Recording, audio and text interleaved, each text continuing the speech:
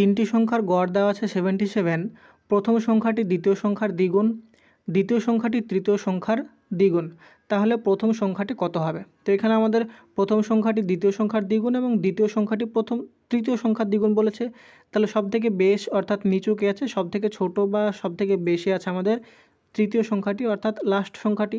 তাহলে আমরা তৃতীয় সংখ্যা অর্থাৎ থার্ড নাম্বার যদি আমরা এক্স ধরি, তাহলে আমাদের সেকেন্ড নাম্বার কত হয়ে যাবে? সেকেন্ড নাম্বার বলেছে যে দ্বিতীয় সংখ্যা হচ্ছে তৃতীয় সংখ্যার দ্বিগুণ, তাহলে এখানে 2x হয়ে যাবে।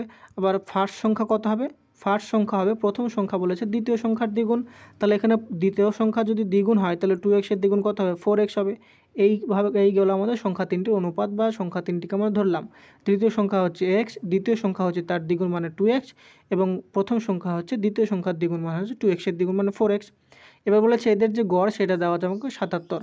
তাহলে তিনটি সংখ্যার সমষ্টি কত হবে? 4 আর 2 হচ্ছে 6 আর 1 হচ্ছে 7, তাহলে 7x ডিভাইডেড বাই 3। 7x হচ্ছে তিনটি সংখ্যার যোগফল, এবং যোগফলকে তিনটি সংখ্যার নাম্বার অফ সংখ্যা অর্থাৎ 3 দিয়ে যদি ভাগ করি তাহলে সেটা আমরা গড় পাবো। সেই গড়টার ভ্যালু দেওয়া আছে আমাদেরকে 77। তাহলে এখানে আমাদেরকে বলেছে প্রথম সংখ্যাটি বার করতে। তাহলে 7 দিয়ে যদি 77কে কাটি তাহলে 11 পাই। তাহলে x ইকুয়াল টু আমরা কত পাবো?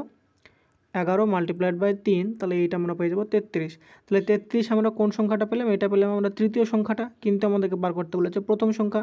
তাহলে প্রথম সংখ্যা ইকুয়াল টু আমরা কত লিখেছি, কত ধরেছি? 4x ধরেছি। তাহলে 4 মাল্টিপ্লাইড বাই 33, তাহলে এইটা আমরা পেয়ে যাব 132, অর্থাৎ এখানে অপশান নাম্বার এ হয়ে যাবে সঠিক উত্তর।